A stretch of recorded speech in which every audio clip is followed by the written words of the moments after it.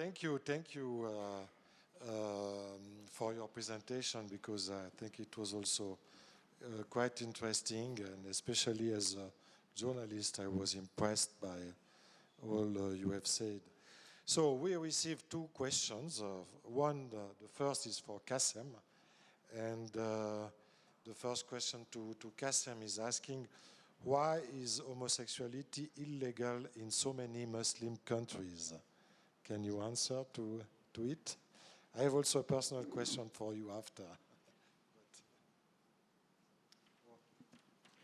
you have to push this now.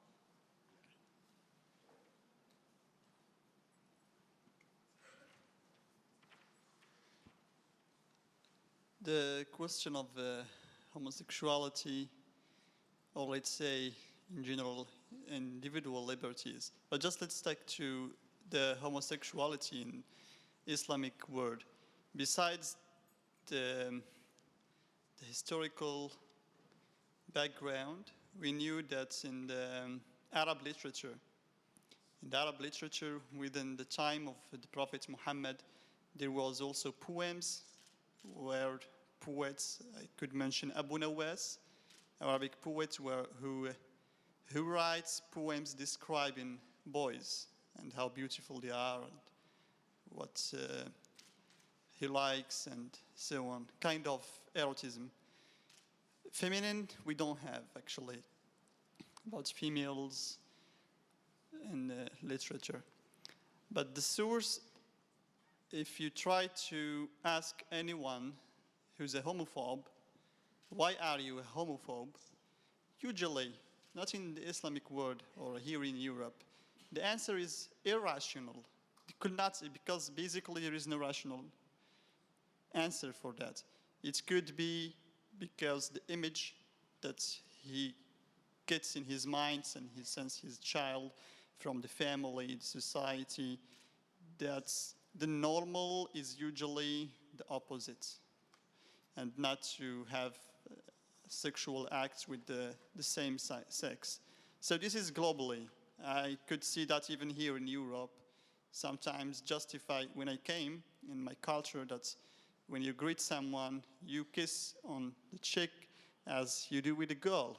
It has nothing to do with homosexuality, but I found that some men here still, they feel like, no, stay away, don't kiss me, what do you want? It hides something there. It's culturally, like if we try to find the chronology of these thoughts, you will lead also to some homophobic roots. But in Islam especially, we find that recently we had a debate in Morocco, and there is a Muslim cleric. He said that homosexuals should be thrown from a high place, like a tower or a high building.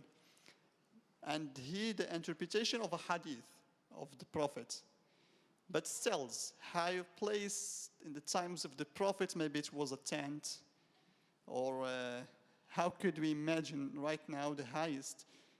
But it's still, the problem is this, the problem is the people and their interpretation of this text. They don't make them modern, or just to try to read them with the eyes of nowadays. We have an association in Morocco that advocates for homosexuality, because in the Moroccan Penal Code, any sexual act, man or woman, is punished by jail.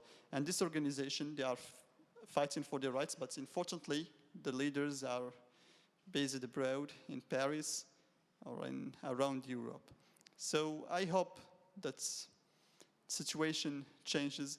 But to give a simple answer to this question, I can't, because it's quite complicated. Thank you. Thank you for your answer. I have also a question for Mr. Verzilov, saying a lot of the Western countries consider the Pussy Riots as a woman liberation movement. However, it also could be considered as a political propaganda or a movement against the present government of Russia. Which of these opinions do you prefer? The liberation of women or the propaganda movement against the regime, or both of them? Well, I think in a lot of cases that were discussed today, where women's issues were touched, these two things don't really can't really be separated from each other, right? So, just as in Russia, just as in any Islamist or totalitarian country, basically the fight for any single group of people means anti-government activity. So obviously Pussy Riot is a punk feminist band which is founded by a group of girls with basically leftist feminist values who have interest in contemporary art, contemporary culture, music, and but in Russia, if you put up questions of feminism, you'll right away bump into political issues because, well, you know, we have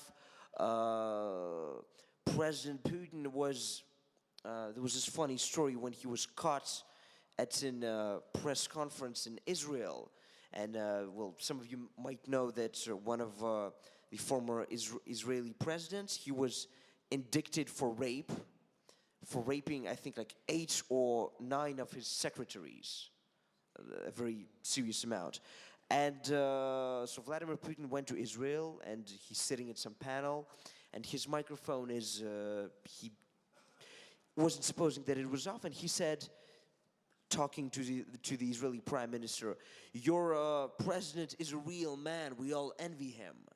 So, meaning this really shows the very sexist stance of President Putin, and because, well, Russia's politics is an endless reflection of personal favors and personal preferences by Vladimir Putin. Obviously, sexism and anti-feminism and the absence of women's rights is a very necessary feature of Russian political landscape. So, if you fight for women's rights, for feminist values, you'll obviously be doing anti-government, anti-Putinist activity.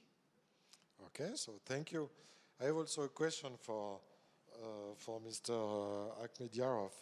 We get the impression, it's not an impression, but the fact that the Kazakh regime is becoming more and more repressive since a few years, as you have showed with the case of the press. Do you have the impression that this repression can go longer, or it will be an end at the end? You know, we will find an end once a day.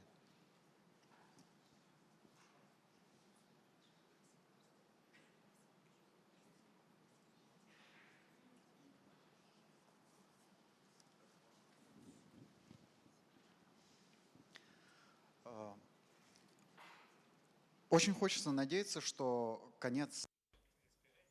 I hope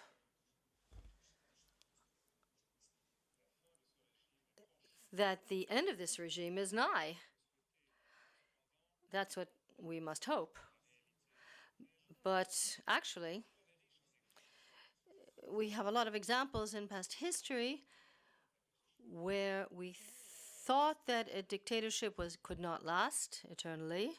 For example, North Korea or in Iran.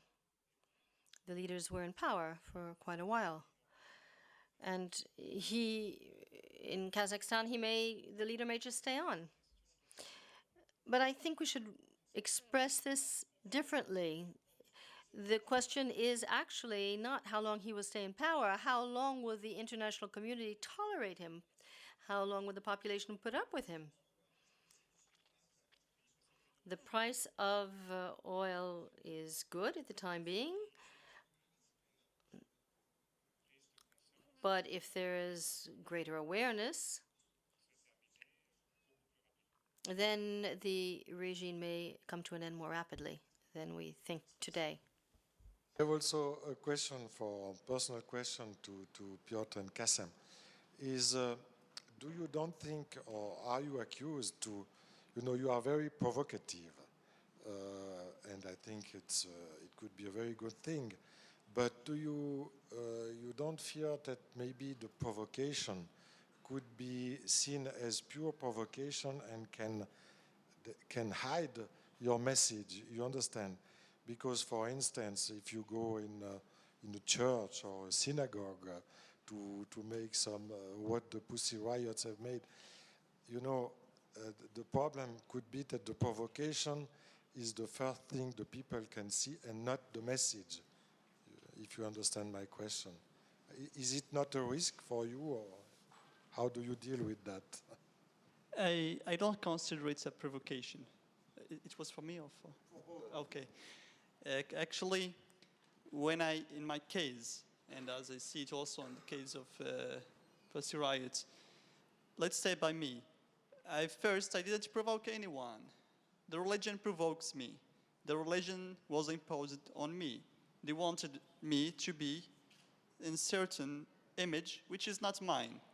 And what I didn't insult. However, here the insult tells when it's not personal, when it is to a faith or to an ideology or to an idea or whatever, there I am free. I have absolute freedom to say whatever I want. But when it's to the person, or it's with as radical and fundamentalist Muslims do when they start spreading and preaching their fatwas against the free thinkers, against the people who try at least to have a space of mind where they could be like they are, not to pretend to be like what society wants them to shape them in certain image. So provocation for me, I don't believe in this term when it's not personal. So if I fight for my right to be a non-Muslim, or if I fight for my right to be a homosexual, or whatever it is, that doesn't mean I'm provoking you, or doesn't mean I'm trying to take something from you, or I'm trying to steal your rights. In fact, I'm trying to find a way to live my civil rights in a modern society, in a modern world, without this small laws that persecute everyone who tries to be different. And I was all the time telling that if you just remain silent, nobody would harm you, you will be, yeah, of course I know that, but I was not made for that, there are others. I feel while I am moving, that means I am free. And while I am moving and I could make my situation better, it's change and it's a process, it's not an event. What's happening now in North Africa and the Arab Spring scene, however the Islamists, however everything, we still believe that probably in the future we have a hope in the new generation, and we have a hope in people like me. However, I'm still 23 years old, but I still feel like there is a lot of young people who are the same like me, who we want to have peace in the world, and that's everything. We are not demanding more.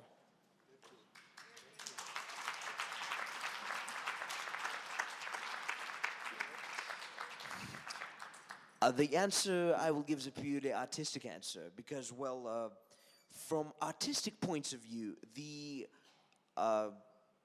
term provocation doesn't really exist.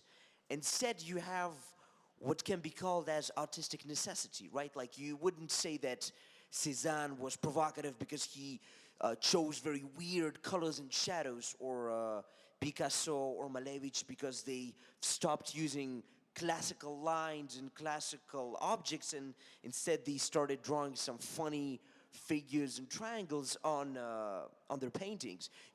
That is never called a provocation. The artist uses unusual methods to convey the meaning and the message through his art when he understands that the usual conventional tactics will not reach his audience, will not bring the message, the necessary message to the person he's trying to reach.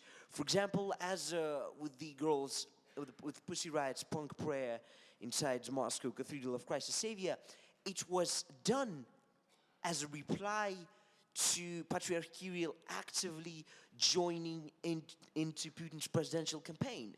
So basically by doing this, he brutally broke very important religious territory, which basically says that religious leaders of such important and gigantic congregations do not have the right to get themselves directly involved in politics. So as a response to that, obviously the band Pussy Riot chose this, well, quite aggressive and quite direct formal method, because it was the only appropriate reply and the only appropriate and adequate and artistically relevant formal method which could be used in this situation. Thank you for your answer. I think it was very, very good and pertinent and relevant. So I think we are now arriving to the end of our panel, and I would like to ask maybe the last question, which joined mine. So that's good. So somebody in the room ask you, three of you, what in your lives or for your wife made you have the courage to speak out, and when most others are quiet, stay silent. So, and my question was, where do you find the energy, the strength to express yourself and to lead you to fight for human rights? So that's the same theme. Maybe, yes, Mr. Akhmedyarov, you can begin.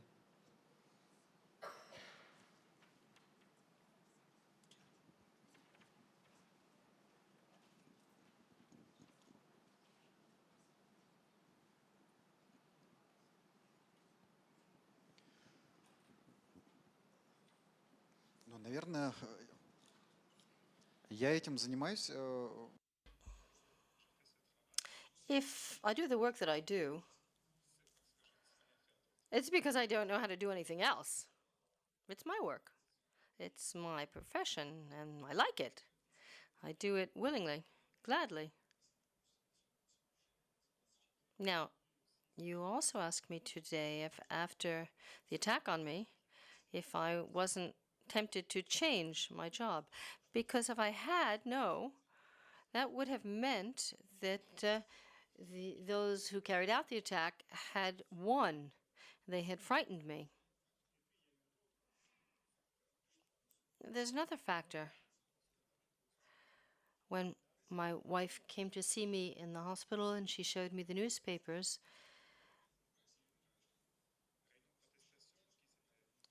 they talked about a protest meeting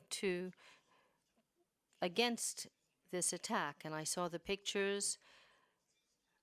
The demonstration had not been authorized, but people had gone to the streets, taken to the streets to demonstrate on my behalf. And it was at that juncture that I realized, and I don't want to be maudlin about it, but I realized that I couldn't go back. And that I could no longer, I had to go forward, I couldn't slide backward. I didn't want to disappoint all these people. I usually try to ask myself, am I courageous, and did I really did something which is, as you described, probably, if we could say between brackets, brave?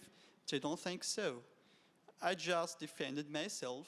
I just wanted, it's like you cannot call me a brave if I am in a very miserable situation and I saved myself out. But I would call you a brave if you are in a safe area and you tried to give refuge to someone or to save others. So for me, all the time I go from this philosophy of life.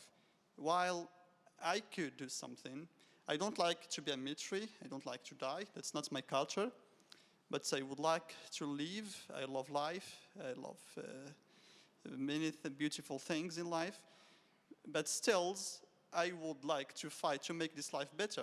And while I have this possibility and I could improve my skills and I could get engaged with others to reach this noble aim, then why not? Otherwise, I'm losing. I'm the loser. If I just remain silent and still with this schizophrenia, with these double standards. I have a personality for outside, another one inside, and I live in a world of lies. And all the time when I feel I'm free, I only feel free with my papers and pens, and I talk with my thoughts. That's beautiful. It could bring us a great novel, but in the same time, it will not make me happy. I need to share my happiness and practice it and have it real. So that's the key, or that's the simple answer.